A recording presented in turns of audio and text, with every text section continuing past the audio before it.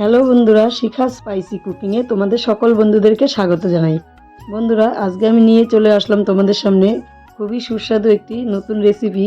তা হলো নদীর টাটকা মাছের পাতুরি রেসিপি। তো এই পাতুরিটি আমি কিভাবে বানাবো তোমরা দেখো।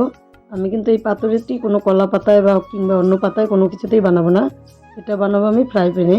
তো দেখো, নদীর টাটকা মাছগুলো আমি নিয়েছি, ছোট ছোট মাছ। এটাকে আমরা এখানে নদীয়ালি মাছ বলি। তো এই নদীয়ালি মাছগুলোকে আমি ধুয়ে পরিষ্কার করে নিয়েছি, আর এখানে কিছুটা সর্ষে আর জিরা মিক্সার জারে নিয়ে নিলাম, আর নিয়ে নিলাম সঙ্গে কাঁচা লঙ্কা। তো একসঙ্গে পেস্ট করে নেব। এখানে সামান্য জল দিয়ে দেব। সবগুলো উপকরণ একসঙ্গে নিয়ে জল দিয়ে এবার আমি পেস্টটা করে নিয়ে ফিরে আসছি। তো বন্ধুরা, পেস্ট করা হয়ে গেল। পেস্টটা করে নিয়ে দেখো, দেখিয়ে দিচ্ছি পেস্টটা এরকম হয়েছে। এবার আমি মাছগুলোতে পেস্টটা ঢেলে দেব।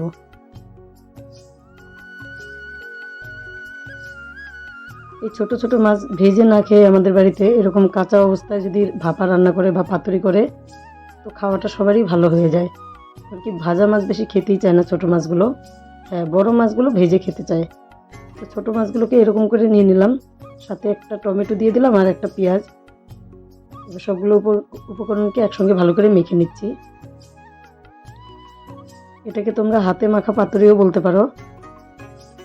এরকম করে হাত দিয়ে মেখে নিয়ে পাতুরিটা করলে খুব ভালো লাগে খেতে।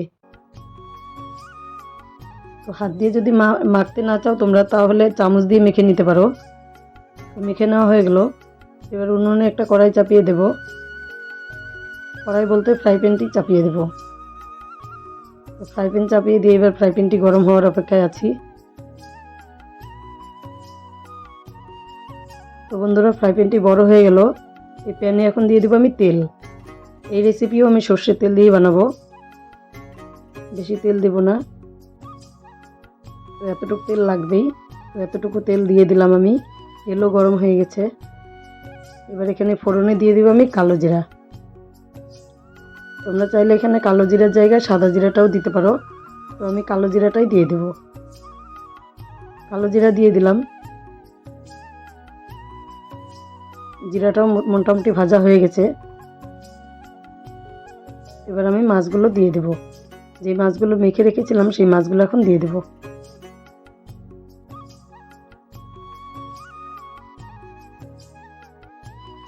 একদম ধীরে ধীরে ছাড়তে হবে, নইলে ছিটে আসবে।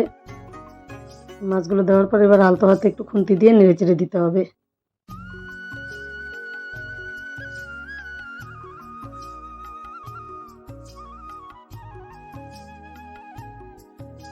বন্ধুরা, তোমরা কারা কারা এরকম পাতুরি খেতে ভালোবাসো একটু কমেন্ট করে জানাবে। অনেকেই এই মাছগুলোকে ভেজে রান্না করে, তো আমি ভেজে খুব কম রান্না করি, কারণ আমাদের বাড়িতে সবাই এইভাবে ভাপা খেতে ভালোবাসে, ভাপা বা পাতুরি।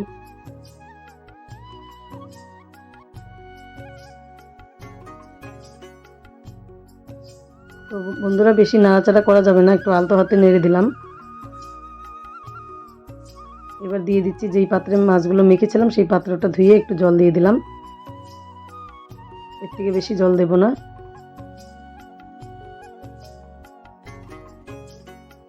জল দেওয়ার পর আবারও একটু নেড়ে চেড়ে দিলাম।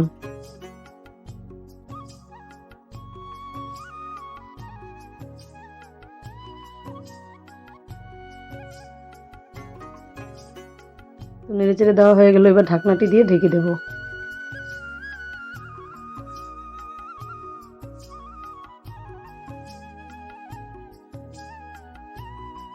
যতক্ষণ না ঝোলটা শুকাচ্ছে ততক্ষণ আমি জাল করে নেব।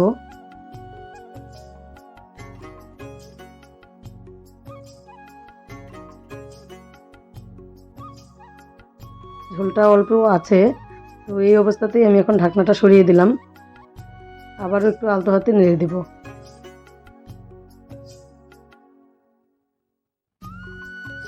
যেহেতু ছোট মাছ, বেশি একটাও সবজি দেব না, তো আমি একখানা টমেটোই দিয়েছি সবজির মধ্যে, আর কিছু না। এবার সবজিটাকে তোমরা মশলাও বলতে পারো বা সবজিও বলতে পারো। তো একই সঙ্গে দিয়ে দিলাম আমি ধনেপাতা। ধনেপাতা দিয়েও আলতো হাতে আরেকটু নেড়ে দিলাম। এটা আর বেশি শুকাবো না, পাতুরিটা এরকমই থাকবে, ভাত দিয়ে মেখে খেতে সুবিধা হবে, যার ফলে আমি এরকমই রাখবো।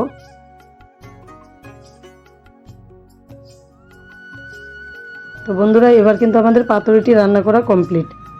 এই রেসিপিটি দেখে তোমাদের কেমন লাগলো? খুবই শর্টকাটে একটি রেসিপি আমি দেখিয়ে দিলাম। তো এই রেসিপিটি দেখে যদি তোমাদের ভালো লেগে থাকে তাহলে অবশ্যই লাইক, শেয়ার, কমেন্ট করবে। আর যে সকল বন্ধুরা আমার চ্যানেলে নতুন এসেছে চ্যানেলটিকে অবশ্যই সাবস্ক্রাইব করে দেবে। ভিডিওটি শেষ পর্যন্ত দেখার জন্য সকল বন্ধুদেরকে ধন্যবাদ।